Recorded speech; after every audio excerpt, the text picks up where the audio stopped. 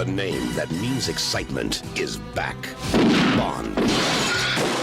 James Bond. That girl must be very talented. Shut up. Believe me, my interest in her is purely professional. What is this? I've had a few optional extras installed. Wherever he goes, adventure follows.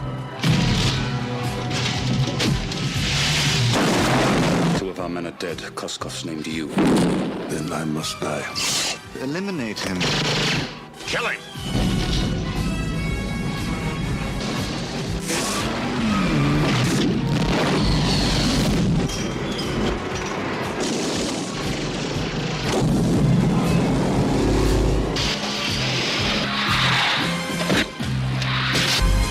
He lives for danger.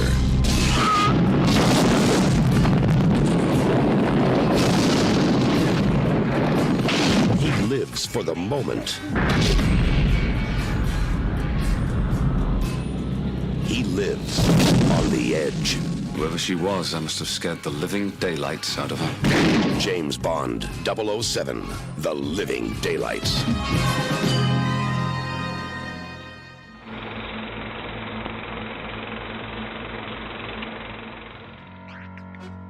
This is M-Wire, Movie Week in Review. M-Wire is brought to you by Audible.com. Sign up today to get a free audiobook download at www.audibletrial.com/geekcastradio. Start today with a free 30-day trial with over 100,000 titles to choose from for your iPhone, Android, Kindle, or MP3 player. Don't forget to follow Audible on Twitter at audible_com. And now the latest and greatest in movies with M-Wire. Good afternoon, Mr. Bond. You will need your usual suite. Not tonight, Hans. Something with a second bedroom. Yes, sir. Shall I have the vodka martini sent up? Shaken, not stirred. Of course. Hello and welcome to Shaken Not Stirred, M-Wire Spotlight on the Bond film, celebrating the 50th anniversary of James Bond 007, which is brought to you by the Geekcast Radio Network and Audible.com. I am one of your hosts, D.F. Joe Mike, and joining me is Movie Revolt Dan. Hello. Hello. How are you? I am doing well. How are you? Pretty good. I guess we're going to get the living daylights scared out of us. Yes, we're finally over with more, and we are entering the era of Dalton. A very short-lived era of Dalton. Yes, very much. Very controversial. He's very, I would say he is, the viewpoint on him is very decisive with Bond fans, so I'm curious to see our overall take on his two movies. Yeah. I don't know. I mean, I liked him when I watched it, and we'll kind of get into it. It's just kind of weird for me seeing him as Bond, but I'll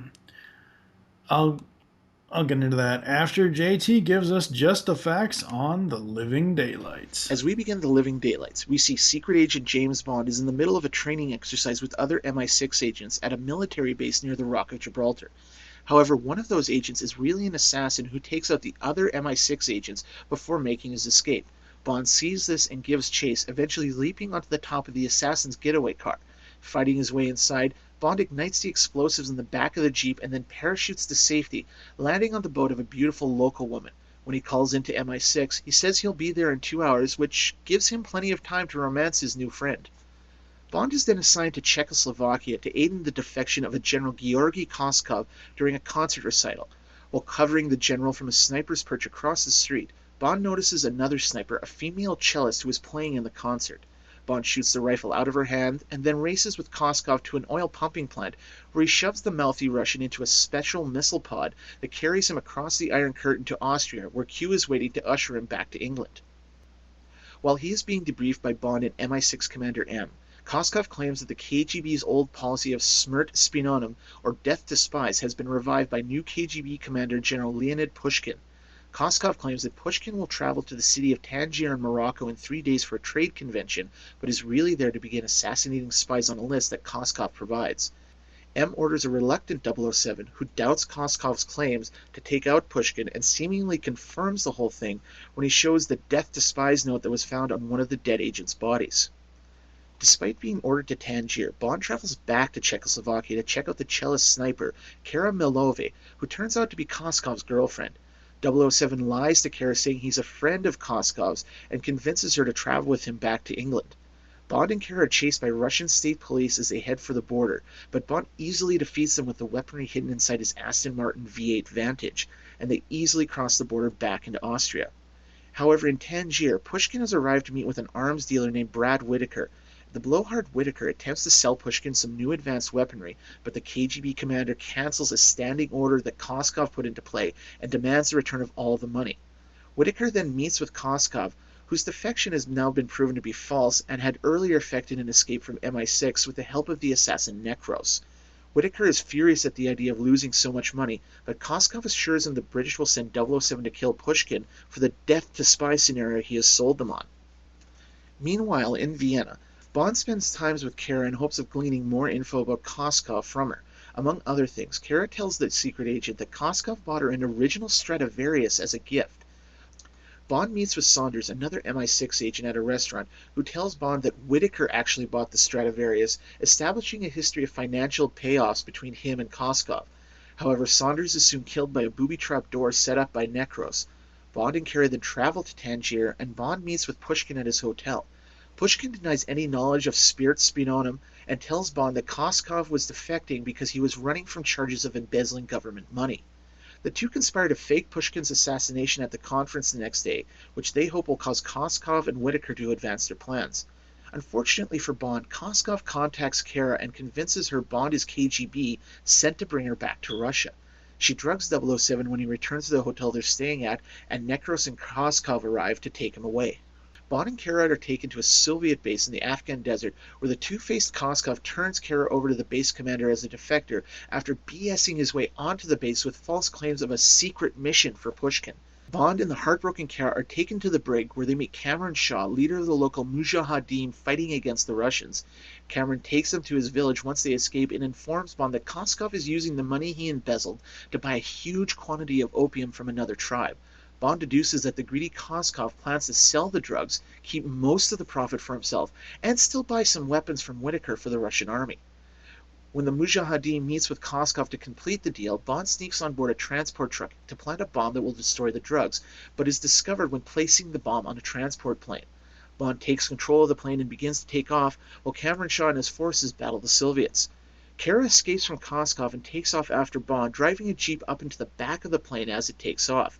However, Koskov gets Necros onto the plane as well, and when Bond goes to defuse the bomb hidden in the opium, he and Necros engage in a vicious struggle on the cargo net hanging out the back of the plane, and Bond eventually throws Necros down to his death.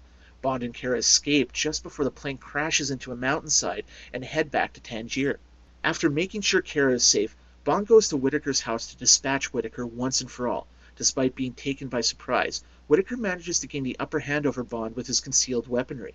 Bond eventually manages to kill Whitaker, but is almost killed by some goons when he is rescued by Pushkin. Koskov reveals himself, claiming he was a pawn of Whitaker's, but Pushkin ain't buying this, and he sends Koskov back to Russian in a diplomatic bag. The film ends with Kara gaining a travel visa, allowing her to emigrate from Russia, and begins a world tour playing her cello with various orchestras.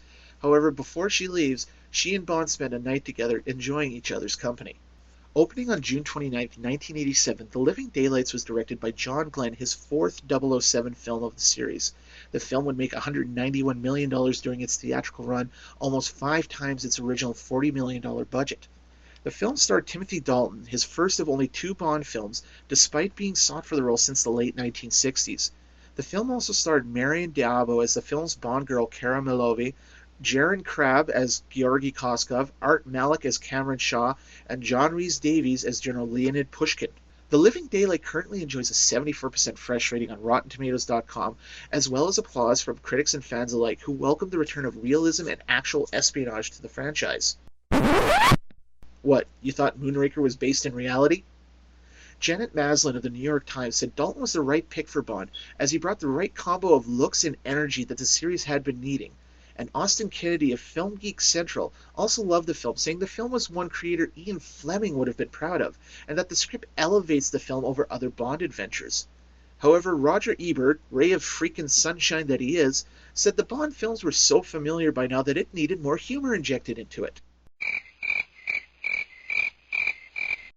Did you not see any of Roger Moore's movies, pal? The dude couldn't go 5 minutes without making a wisecrack. Now, as I said earlier, this was the first Dalton Bond film, but it wasn't the first one he was courted for.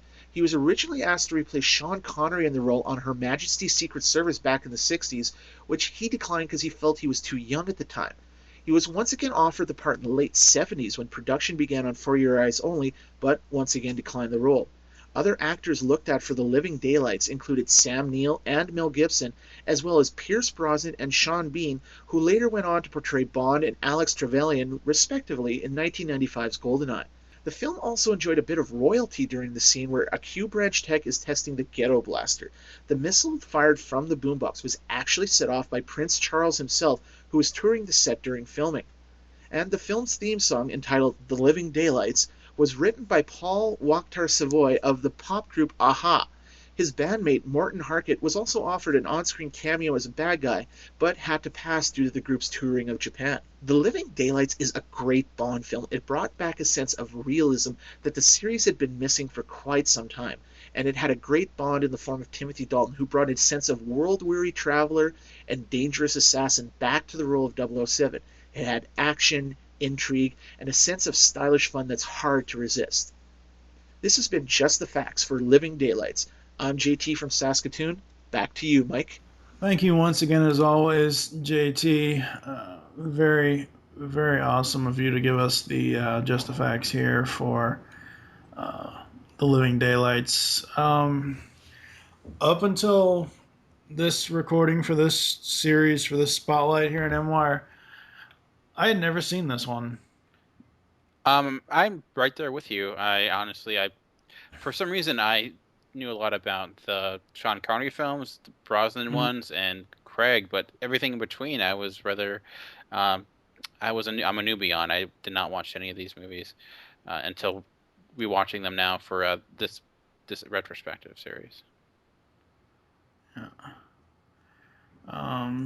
But yeah, I mean, I had never seen this one.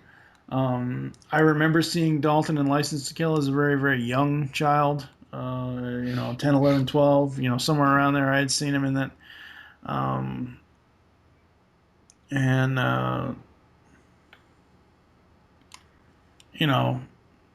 All that, but I had never actually seen this from beginning to end. And I know, throughout the Moore era, I've said a couple of times where this movie is way too damn long, specifically with Live and Let Die. This is by far and away longer than Live and Let Die to me. I know this is like 2 hours, 21 minutes total, if I remember correctly, looking on iTunes. This seemed like it was 3 hours, 21 minutes. Yeah, I don't know. Maybe I think overall, I don't mind long movies. So I think that maybe if you're a person that doesn't like slower pace films or overall just movies that go beyond that 90 minutes or 2 hours, I could see this dragging. But personally, I've watching a lot of the older classic films that tend to go longer. This didn't feel that long to me. It does feel longer than for Bonds like the Connery era. But besides that, I never felt it was dragging ever, or I never really noticed the time like I have with other movies.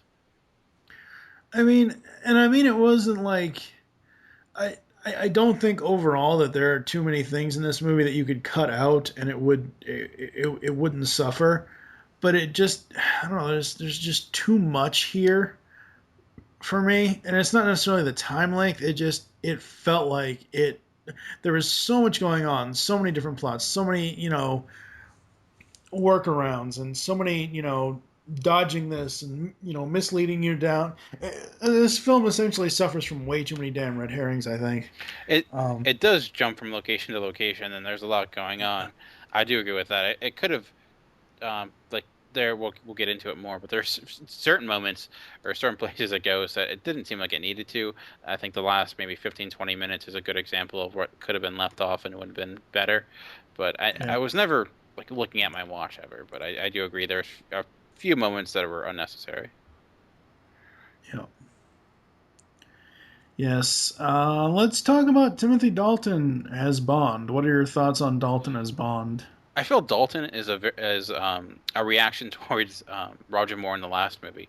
We've mentioned how Roger Moore was older. His career as Bond was kind of one where the action was limited. He was never great with the action. And so I think they got someone like Dalton who is more of an intense actor, and you buy him in these fight scenes. And think that's why they have him enter the way he does. And I don't think he's really great with the humor or even like the romantic angle of Bond, but I love him as an action hero. I think he fits into this era of the 1980s where we have people like Stallone and Schwarzenegger, and I think he was a reaction towards that mindset. And I think that's why they got Dalton. But I appreciate what he does. I don't think he's the best Bond, but I think he is a great breath of fresh air to the franchise like Roger Moore was when he first came. Right, yeah. I agree. You know, Dalton really sells the action stuff. I think I think Dalton portrays the coldness of the character of Bond a little too well, because you don't believe him, you know, when he tells a woman, it'll be okay, or we'll get through this, or, I'll make sure I save you, etc., etc., etc. But overall, watching this for the first time, I really did enjoy it, even though I think, in certain places it just drags on a little bit too long for me. And then you've got Miriam Diabo as Kira Milovi, Koskov's girlfriend and later Bond's love interest, she is the Bond girl in this. Now, as soon as I saw that name on the screen, I was like, really? And I clicked on her name. She is the first cousin of the singer Mike Diabo, thus first cousin once removed from his daughter, actress Olivia Diabo. Now, Olivia Diabo, for those that don't know her, played Nicole Wallace in Law & Order Criminal Intent. She was also a voice actress in Justice League Unlimited. Who'd she play in there? 2001, where is Justice League? She voiced, doesn't say. She was Star Sapphire in Justice League Unlimited. That's who she was. Really, so I like Miriam. She's all right. She's not the best Bond girl in the world. Yeah, I agree. She's serviceable. She has some highlights. Her character is. I enjoyed the purpose of her character and how she was kind of misused in the beginning, and they give you that what you think she is, and she's just assassin, but she really isn't. I enjoyed that angle of her character, but I wouldn't call her one of the best. But she's far, far, far from one of the worst Bond girls. No, I would say she is one of the worst Bond girls. She's not the worst, but she's like right in there with them. At least in my personal opinion, I don't know if it's the fact that I don't believe her with Timothy Dalton. Like I don't believe their chemistry together on screen at all. I put that more on Dalton than I do with her. I think with her, because I think when she's her solo scenes and you see her trying to struggle with like a relationship with her husband or whatnot, I do agree her and Dalton don't have chemistry. But when we get to the next film, I don't think Dalton really has much chemistry with anyone in that either. So I fault that more on Dalton than I do on her. But yeah, I just I don't know. Next up, we have Jack Wade. The hell, I hadn't seen this before, and I was like, what the hell is Jack Wade doing in this movie? You got Joe Don Baker as Brad Whitaker, the arms dealer. Baker called his character a nut who thought he was Napoleon. I just can't see this guy as like after seeing Goldeneye and Tomorrow Never Dies, I can't see him play. He plays a really great villain, but the one that we kind of skipped over, I skipped over, was Jerome Krabby as General Jory Kozkov. I don't see Kozkov as a main villain here. I mean, I know it says he is. He's a renegade Soviet general, but I see Joe Don Baker as Brad Whitaker as more of a villain than Kozkov. Baker's like the one that ends up being behind everything. I think for the most part, we think Koskov is the one running things, and then we learn about Baker's character. I think I didn't mind Baker, but I felt we talked about things that could have been edited. I think if they just kept Koskov, it would have been enough. I don't know if we really needed Baker in this, but yeah. And then you have John Rhys Davies as General Leonid Pushkin, the new head of the KGB, replacing General Gogol. When I was watching this, I kept thinking, as much as I like Robbie Coltrane as Zukovsky, I kept seeing John Rhys Davies as Zukovsky in the Brosnan era. I don't know why. Well, what did you think of Koskov? And you kind of said. What did you think of Rhys Davies as the new head of the KGB? I think he was okay. I mean, Gogol is a character that we see repeated. I think it would have been better if they kept a similar actor to ones we've seen before playing that character. But he was okay. I preferred those who came before compared to him. But I think in a way it got confusing because we know who Gogol is, and then seeing this other, I couldn't figure out who was who at one point. But I don't think he was bad. I don't know. He wasn't really had much to do to begin with, so it's hard to really give a distinct opinion on his overall performance. Yeah. Then you have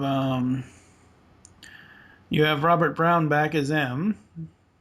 So that's, and again, I find it more believable here that he's M than I do in A View to a Kill, because obviously new Bond, new M, etc., etc., etc. Yeah, it makes more sense when they bring in a new Bond to bring in a new Moneypenny or a new M or a new Q. It makes more sense then than to keep the same one. I mean, I didn't mind it, of course, but to change it midstream, I mean, they kind of had to in Roger Moore's case, but it feels off in a way. But yeah.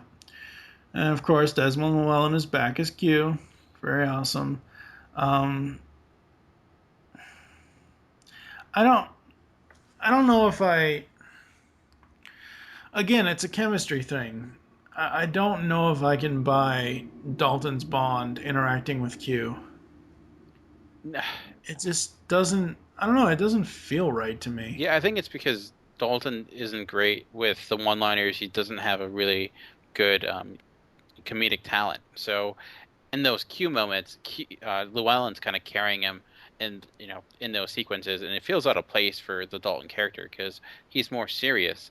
To kind of have these lighter moments, it doesn't really make sense. And yep. So yeah, you got a brand new Miss Moneypenny in this one. You got Caroline Bliss as Moneypenny, and the one thing I noticed with this is the start of Bond, and well, not really the start, but Dalton really pours it on with Moneypenny. Whereas in the past, it's been more subtle.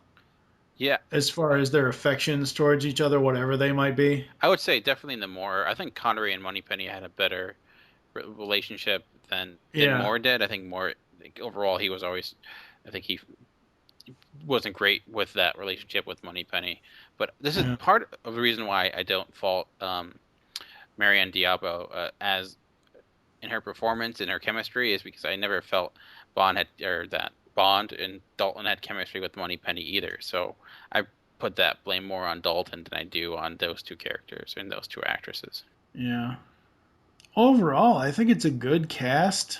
I think, having Joe Don Baker be the kind, the overall bad guy is a good thing, and anytime you see John Rhys Davies in anything is good.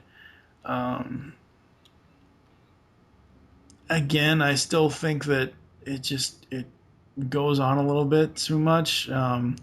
Apparently, originally, the film was proposed to be a prequel in the series. Of course, that idea would come back later. in the 2006 reboot. I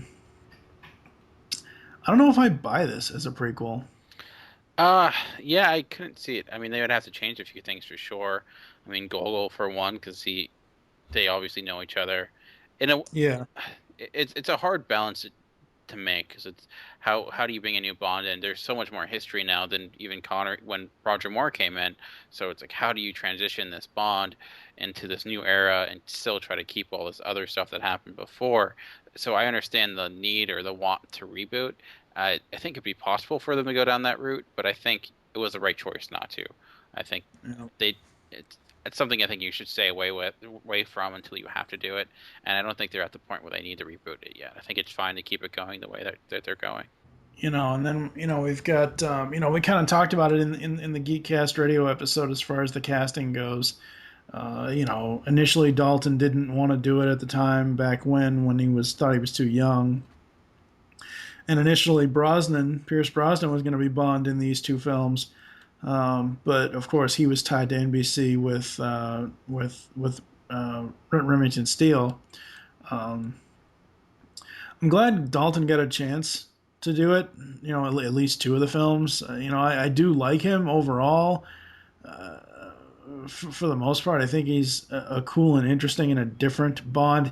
Each Bond has been so dramatically different from the others. Connery is classic.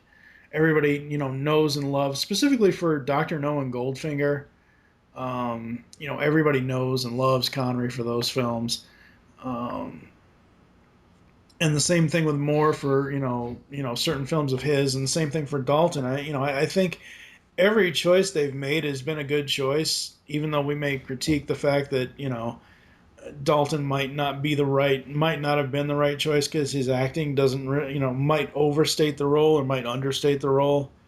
What do you think of the change to the Aston Martin V8 Vantage Series 2, the new car? I like it. I like the callback to the Aston Martin. I think it's Bond is best when he's driving an Aston Martin. Even if I like Roger Moore's cars, I think it has more of a classic look. And I mentioned how I think Bond should always have a classic look to him.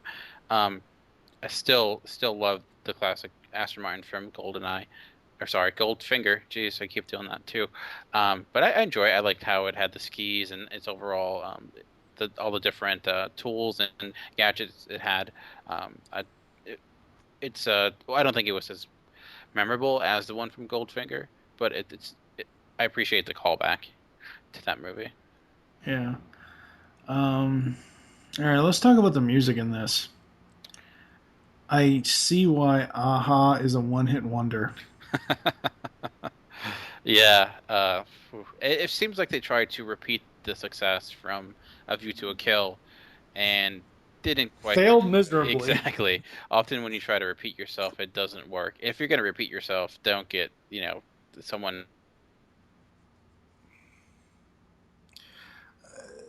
Yeah, the song is just so weird because really, honestly, even super fans of 80s music, of new wave 80s music and stuff, most of us only know Take On Me because that was their, like I said, one-hit wonder. Yeah. That's the only song outside of this that I have ever heard from them.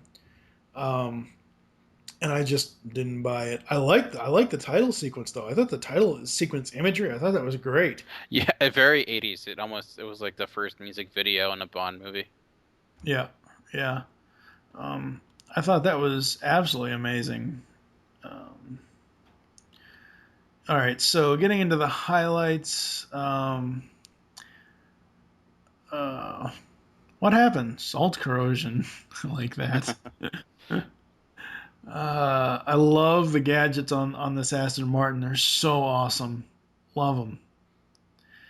Finally, a great snow scene.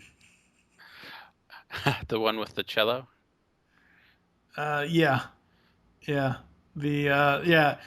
downhill. Yeah. Yeah, that was interesting. I understand why you would like it because I guess they're not skiing and shooting at the same time. I love that. To me, I almost felt I didn't dislike that moment. It just felt almost like a Roger Moore action sequence, and not a Timothy Dalton one. But maybe they're Yeah. just trying to kind of, they didn't want to be completely different, so they figured, okay, let's put this in there for the Roger Moore fans. So Yeah. Yeah. I pretty much have already gushed about this, but Whitaker, aka Wade, aka Joe Don Baker, for the win. Love that guy. Um, I like Dalton as Bond, but to me, there was too much going on in this film. And what was the actual, like, what was the villain's overall plot here?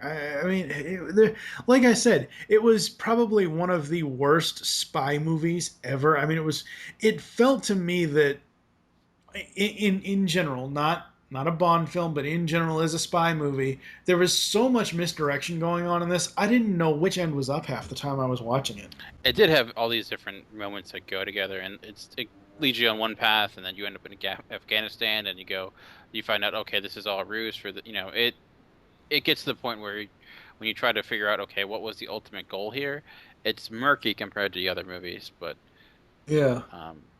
it considering overall plots and the end game for it, I didn't feel like it was any worse or better than most of the films we've got to since this. But I mean, what was the end game? Because I still like I watched through it almost twice, in in the time that I had it rented on iTunes, and I still didn't get it.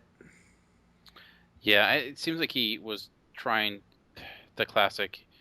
I honestly am trying to think back into what his ultimate goal was, but I think for one, you had the main character who was a big fan of war to begin with, and I think his ultimate goal is ultimate, conquest of everyone, and then you had them trying to get opium from the Afghans and trying to get. That's what it was. He wanted the opium. That's what it was. That was so weird. It was essentially a sell off. Here, I will sell you all these weapons and technology so you can start World War III for all this opium that I'm going to smoke in my spare time. Yeah, it was a strange reasoning. It seems like that's where they're going, but I really loved the Afghan sequence so much. I didn't really care the reasoning behind getting there. So. Oh no, it's not that I don't mind it. It's just like I just like most movies or specifically, let's talk specifics. Most Bond films to this point, I can see the plot clear as day, or they announce M will say so and so villain is planning on World War III by nuclear holocaust, or they have the monologue or something like that where they explain everything. Right, exactly. There's no monologue in this film. Worst villain ever.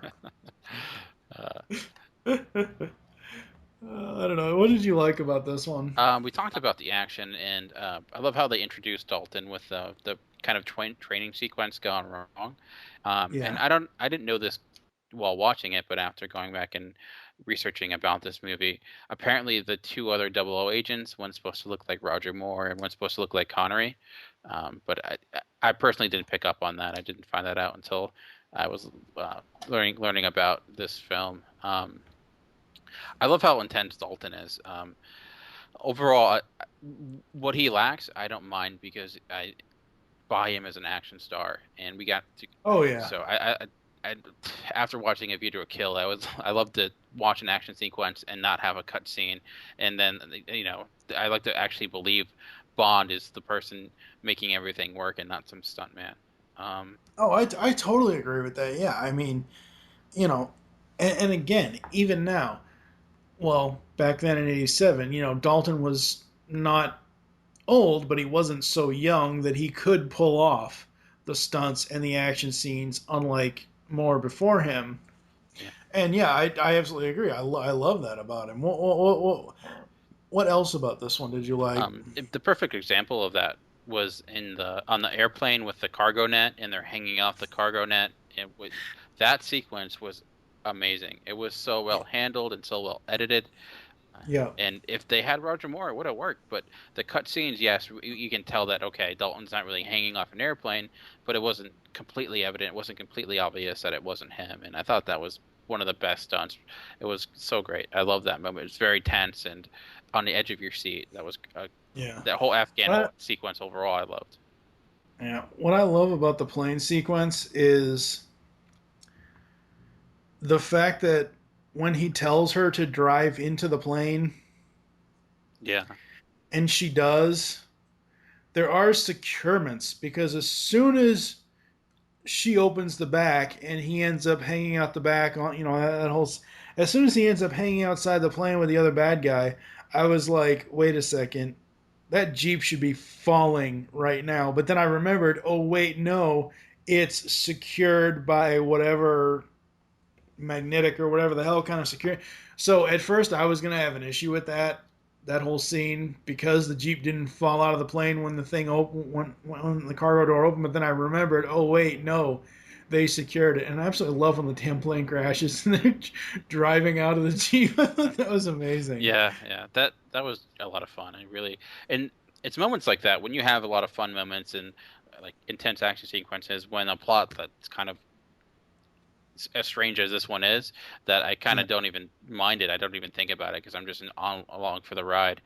And part of it too, I really like the beginning, not just the opening pre-title sequence, but the sequence when they try to get Koskov out of the country and try to get him to defect. And that was really cool, seeing him in the pipeline. That was kind of nice. That was where you have the larger than life woman, you would say, distracting the guard by using her. Using what God gave her, I guess you would say. That was funny. Tatas, bodacious tatas. Very much, and I liked how Bond used his mind too when he saw that Koskov's girlfriend was going to shoot him, and he noticed that she has no idea what she's doing with that gun, so he just shot it out of her hand instead of actually killing her. And he gets reprimanded for that though. Yeah, he does. But then it rolls around to the fact that she's not a professional hitman. Yeah, it shows that Dalton's Bond is not one who will just play by the rules, and he will take what he chances when he thinks he's right, and it really plays into the next movie where he really goes off the deep end and kind of goes against all of the advice of all of his of M and Q and whatnot. I guess not Q. But yeah, great, a lot of fun, great action, a huge improvement from the last movie. Yeah. I only have one lowlight. That could have been a mass murderer Bond let out of the jail. What the fuck? Yeah, I guess. I mean, you don't know. It's like, seriously? I guess the idea is the enemy of my enemy is my friend, so... Well, true. I mean, I get that, but, still, it's like... Yeah. I guess he took a chance and it ended up working. But it could have been a lot worse. He could have ended up, killing Bond, and then that would have been the end of the movie. But he lucked out, I guess. That's true.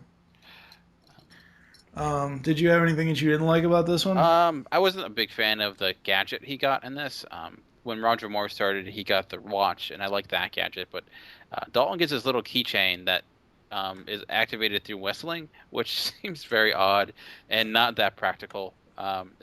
But yeah, I didn't really like the keychain gadget. Practical for the end of the movie. Yeah. And we kind of mentioned this, but though I like John D. Baker, I thought his character could have been cut out. And that last final scene with the showdown with him and Bond, I think that's part of the movie that could have been taken out of it. And I was left on such a high with all the stuff in Afghanistan. When we go back to that moment, it's anticlimactic. Yeah. It's kind of like the man with the golden gun after Scaramanga gets killed. Everything else behind that it's not as effective. I think it's the same thing with this. Yeah. No, I completely agree. It is. It kind of does feel anticlimactic, even though I love Joe Don Baker and I love I love him as an actor, even though I've only seen him in 3 films ever. Joe Don Baker is one of those actors that you think you've known. You know what I mean? Yeah. It's one of those things like, where have I seen that guy before? And it was one of those things here where, yes, I remember him from GoldenEye and Tomorrow Never Dies, but even when we get to GoldenEye, I swear when I saw GoldenEye in theaters for the very first time, I'm like, where have I seen this guy before? Because I felt like I knew Joe Don Baker in something else previous to GoldenEye. Yeah, And it wasn't this. he's a very familiar face and look. He does seem Yeah. yeah, I agree with that. Yep. All right, so we are going to take a quick break, and you'll hear a couple commercials, and we'll come back with final thoughts.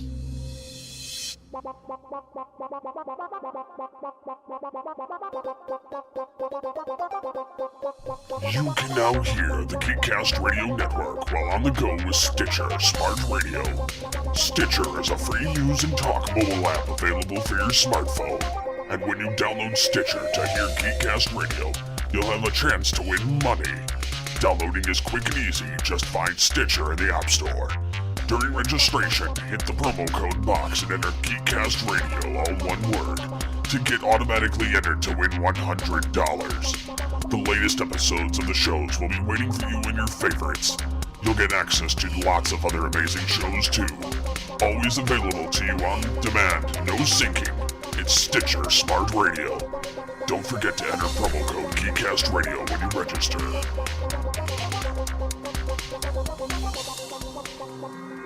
For you, the listeners of Movie Weekend Review, Audible is offering a free audiobook download with a free 30-day trial to give you the opportunity to check out their service. Use audibletrial.com/geekcastradio. Final thoughts on The Living Daylights. I didn't know what to expect when I went into this movie. When I talked to a lot of my friends who are Bond fans, they kind of, look down their nose at the Timothy Dalton era and kind of feel like his films were a misstep. So coming in, I had low expectations, but I honestly don't understand where those haters come from. Yes, he's not Connery, he's not Moore, but he's something different, and I like what he is. I think he's a very great representation of where 80s action was at the time, and he handles the action sequences, and he is his own character. He's not trying to be someone else. He's not the perfect Bond, but I think he brings a lot to the role that I think people should appreciate. I consider this one of the more underrated movies in the Dalton era, and I had a lot of great fun with it. I love the stunts, I love the action, and I think it's a huge improvement, and it was a right step to go with bringing him into this movie. I really wish he had more movies than two. We'll get to License to Kill next week and give our thoughts on that, but I kind of wish he had more, and I wish we got more Dalton. More Dalton. But anyways, overall, I think it's a great movie. It's a great way to start with Timothy Dalton, and if you have not seen this film because you just assume it's not good, do yourself a favor and check it out. Yeah, I agree. Now let me ask you this, though. Do you think that if everything lined up correctly, and as we said last week, we felt that Roger Moore his swan song was The Spy Who Loved Me, do you think Dalton's Bond could have portrayed better in A View to a Kill starting out? It would have to be a lot different of a movie, because he doesn't do the kind of comedic action sequences nearly as well. Right. I think it would have to be completely different than. Okay. Yeah. Well, I don't know. I mean, that's just, something that, you said you wished he was in more. In retrospect, I guess I kind of don't. I'm glad he did the ones that he did. I mean, at the time, hey, great. If he was going to do more, that's all well and good. But, if he had done more, I don't think we would have gotten the awesomeness that is going to come after License to Kill. Yeah, I guess that's true, but yeah, I mean there was a big break there, and if you give it one more movie, I would have been okay with it. I mean, Oh right, no. I agree with the break between License and GoldenEye. Yes, if there was like saying, 93. Yeah. Or 92 or 93. I mean, hell, if you put a James Bond movie out in 1992, no matter what it is with Timothy Dalton, it's going to blow Batman Returns out of the frickin' water. I don't know about that, but box office wise, I don't know. I don't know. I didn't check to see how well this did.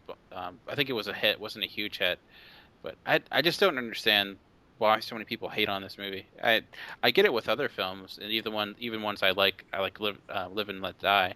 And a lot of people hate that movie, and I can understand why. But this one, I just don't.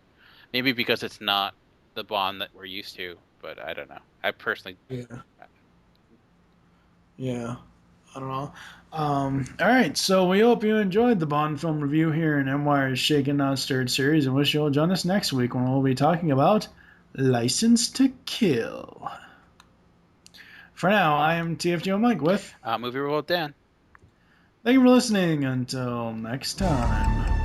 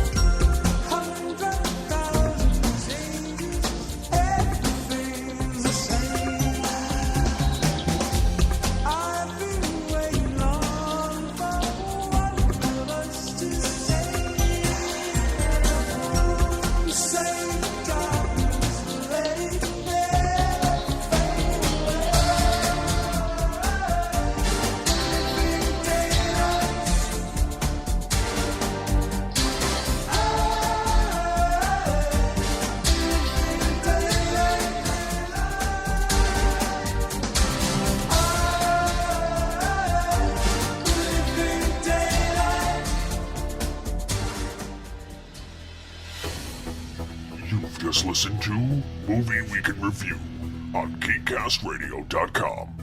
If you would like to leave feedback on the show, there are many ways to do so. First, you can visit the website, GeekCastRadio.com, where you can comment on the episode and all of our different podcasts. Be sure to rate our show on iTunes and leave us feedback. You can follow us on Twitter at GCRN MWire. Become a fan of us on Facebook by searching Geekcast Radio Network. You can email us at feedback@geekcastradio.com. Call the voicemail line 502-526-5821. Please remember to tell us the show you're leaving the message for and your name. So until next time, unleash the geek in you. In a world, there, I said it, happy